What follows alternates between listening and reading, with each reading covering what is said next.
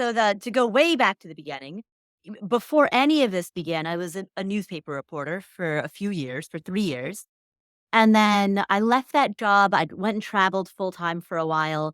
And then after that, in 2011, I did two things simultaneously in parallel. One was that I started Afford Anything, which at the time was a blog.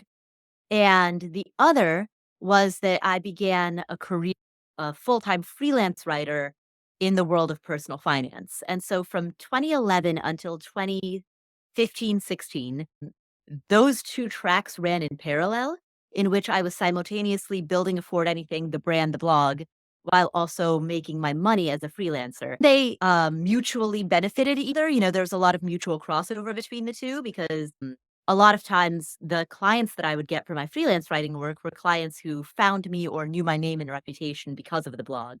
And so the blog was, in some ways, at that time, a lead generator for freelance work. Mhm. So that was 2011. That was a 5-year era of 2011 to 2015, 16. And then by end of 2015, I had a big enough audience with the blog. I think I had maybe like 30,000 subscribers at the time or something. And I realized that I could make a full-time living purely running the brand if I could dedicate all of my effort towards it. But I just didn't have the bandwidth to be writing articles for clients. And actually, at that point, I had expanded and I was doing like content management and content marketing I had freelancers working under me, kind of running like a little agency model. We'll handle all your content management for you. And I was like, look, I can't run a content management company and also run Afford Anything, the brand. I've got to just do one or the other. And so I started tapering off my clients at the end of 2015. And then in January of 2016, I was done freelancing and I was just full time Afford Anything, the brand. And so that was when I started the podcast. So January, that was a very long answer to a short question, but I love it. January 2016 was when I started the podcast. Okay. And now 30 million downloads. So what does that Probably about 40 mil at this point. 40 million? Yeah. Yeah. Okay. Yeah. I don't want to shortchange you. I was just going like, whatever the Yeah, vibe. that's an odd stat. Yeah. Yeah. Good. 40 million downloads. Has that been like a straight line? What have you encountered like through your 10-year journey with the podcast? So no, I think one of my biggest mistakes was assuming that running a brand or running a business would be similar to buying public equities in the stock market, where over the long-term trajectory, it would just be like, the line would be up and to the right. And that, what in the context of running your own small business, is definitely a mistake, which I now know in hindsight, because our peak, our heyday was like probably somewhere in the zone of like 2019 through 2021. That was when we peaked, and it's all downhill from there. Uh, yeah, so a couple of things have happened. Number one, there was on the podcast world, there was a Apple update called iOS 17. And so prior to iOS 17, if a person followed a given podcast, then that podcast continued to download onto their phone. Like, as far as I understand, like in perpetuity or at least very, very, very long time. Mm. And then after the iOS 17 update, if a person didn't actively listen to a podcast, and I don't quote me on exactly what that amount of time is, but I think it might be 7 days maybe or 14. It was like a very short period of time. Those older episodes don't download onto their phone. And so a lot of legacy downloads that they weren't listens, they were just downloads, that disappeared. I saw podcast download numbers get cut not quite in half. I saw like probably a 35% cut when the iOS 17 update happened. And it wasn't just me, like podcasters across the board were seeing between 35 to 50% drop offs in traffic. And what that means when you're monetizing at a CPM basis is your revenue goes down. Just to keep our revenue up, we countered it by going from 1 episode a week to 2 episodes a week. That wasn't the only reason we made that choice, but it certainly was one of many influencing factors. But at the raw dollar level, raw gross, sure. The gross stayed the same, but now we're doing twice as much work to be able to make the same amount of money. And it's twice as much work means twice as much production cost. I see. Yeah. So this is really interesting. If Apple just automatically downloads episodes that people are subscribed to, people have all these downloads, but it doesn't really mean that they were listened to at all. So that's really interesting. So now this data more accurate. Yeah, exactly. So now what we have are more accurate, more honest numbers, but not as flattering. Like having a scale that was out of tune, but in your favor, and then the scale gets correct. Mm. Well, it's a more accurate read, but I don't like it as much. Yeah, it just so you had sort of compensate for all of that by doing more work, more production costs. What goes into the production of your episodes? Woof! Oh, so much. Okay, so today, part of the reason a fancy suit and my hair is all done. Today I recorded an episode, and so I'll just walk you through my day. The book, do I have it with me? It's on that chair over there. So the author mailed the book to my WeWork office, so I picked it up. I have a Slack thread where there's a particular Slack channel where every time I get a book, I take a picture, send it to the team, and that way they can check to make sure the book has arrived in time and follow up the guest point of contact if it hasn't arrived within 7 days prior to the interview. So I had the book. I carved out time earlier this week to read it, or at least to like very quickly skim through it. Not very quickly. I'd probably 2 hours doing a skim Okay. read. So yeah, I spent about 2 hours spread out across the past several days, doing like a skim read of the book. And then this morning, I left my apartment at 8:15 AM, got to Dry Bar at 9 AM. Hair appointment, that was 9 to 10, 'cause I don't know, I do not know how to do this myself. Not in my wheelhouse, not core skills. I almost want Uh, a haircut now.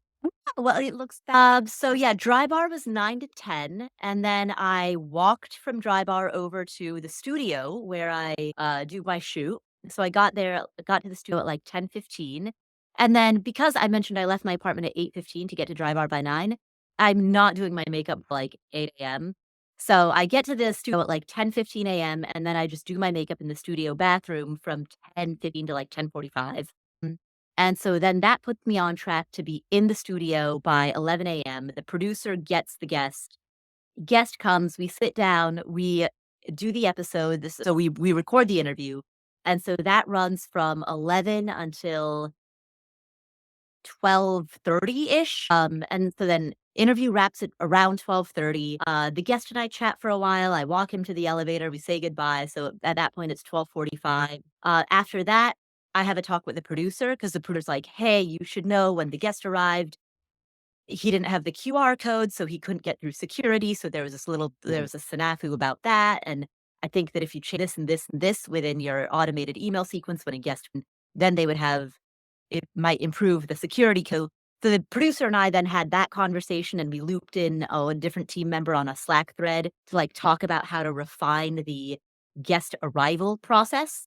So that was 12:45 to like 1:15. And then after that, I took the train here to my WeWork office and have been working out of here ever since. So Mm. that's like a production day. But then what happens next is the producer's going to send that video to our video editor, Noman, who's based in Pakistan, and he's gonna take the first crack at doing an edit. So he do a rough edit of both audio and video and send it to Suni and Steve. And Suni will, like, do another round of edits looking for, like, content related edits. And I also leave my edit notes on a Slack thread that's called post-production notes. So, like, the moment that an interview ends, I will, like, word vomit, like a voice note. So she'll do an edit, she'll double check it against the notes that I've left, and then she sends that whole package to both Noman and Steve. Steve finalizes the audio and preps the audio for release. Noman finalizes the video, preps the video for release. When all of that is ready, Steve will typically send me a transcript of the final version. I take that transcript and use it to write 3 key takeaways. So, like, at the end of Mm. every interview, I'm like, "What are 3 key takeaways that we got?" So I'll take the transcript, use it to write 3 key takeaways, then I record as audio only Mhm. the key takeaways and the outro with any calls to action at the end of the episode. I'll also write the show notes and use AI to generate timestamps or chapter markers. And so then I put all of that into a final doc. Here's the title that we're going to use for audio. Here's the title that we're going to use for YouTube. Here are 3 thumbnail texts that we're going to use as we ABC test 3 different thumbnails, YouTube thumbnails. And then here's the body of the show notes. Here are the timestamps for audio with the ad spots baked in. Here are the timestamps for YouTube without ad spots. And so all of that goes into a big final document. And we do 2 of those a week. Woo! Well, that is quite a process. I can't believe you've been doing that for 10 years for the podcast. Well, it hasn't always been like that. So we started As a incorporating team. Yeah, we were an audio-only podcast from 2016 we started very, very crappy video in summer 2023. Like, so crappy, I can't really even call it video, even though technically it is. Like, it's just Mhm. too crappy to even it's like I an understand. insult.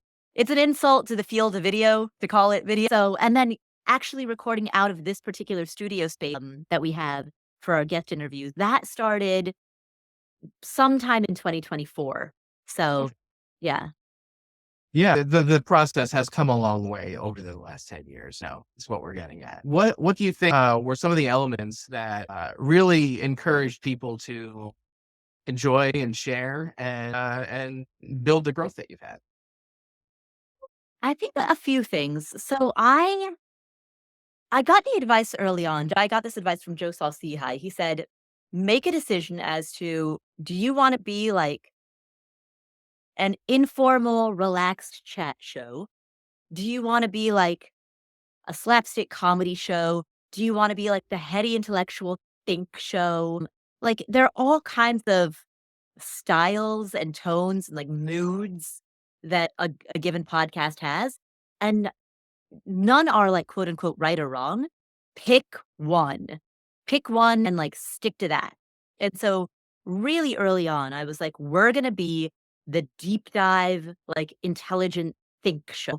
We're gonna be the one that we're very long form, and we have deep, thoughtful, nuanced questions." There's a reason I read the book, or I at a minimum skim the Mhm. before I go into I know a lot of podcast hosts don't do that, but I wanna be able to ask the types of questions that I would only ever be able to come up with if I've read the book. So I think that sets us apart. One thing that we've been doing, more recently, probably in the last year and a half, we try to curtail our episodes to around 60 minutes. We're going, like, very long form. I mean, I mentioned our interview ran for about 90 minutes, Yeah. and at the end, the guest was like, "Are you gonna trim this down to 60? If there's a parts that we think are a little dragging, we might trim it." Like, my team, I'm like, "If you're bored, then the audience is gonna be bored. So if there are some parts that you just think drag too long, or you find them to be boring, or they're cut for that reason, but don't cut just to reach some type of arbitrary condensed length." And our longest episode was a debate between Paul Merriman and Karsten Jeske. That was 1 minute shy of 2 hours. It was 1 hour and 59 minutes. Yeah, so we're really pushing, like, long form. My belief increasingly is that in the age of TikTok, in the age of Instagram Reels, I think there's a real hunger for the opposite, for long form. And if you look at some of the biggest shows, I mean, look at Joe Rogan, right? Biggest podcaster in the world. His episodes are routinely like 3 hours long. And it's not just him, it's Huberman, Steve Bartlett, Chris Willicks, like, so many of these, some of the biggest podcasts that are out there, about between 2 to 4 hours long. And I think that's because you can go deep in ultra long and I'm not ultra long, but, like, I'm not afraid to go. I'd say our average episode is anywhere between 75 to 100 minutes, and you can really cover some ground in that time.